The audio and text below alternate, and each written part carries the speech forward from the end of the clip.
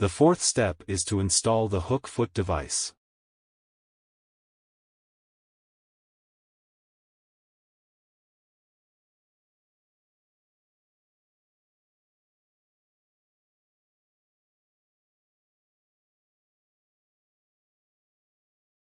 Lock the screws tightly.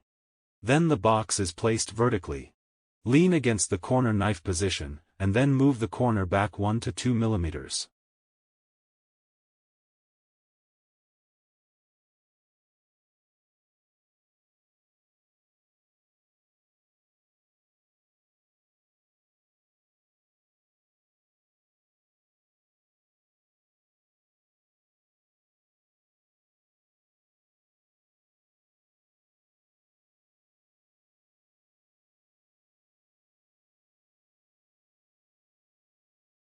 The foot hook device is positioned at a position of 1 to 2 millimeters backward of the corner knife.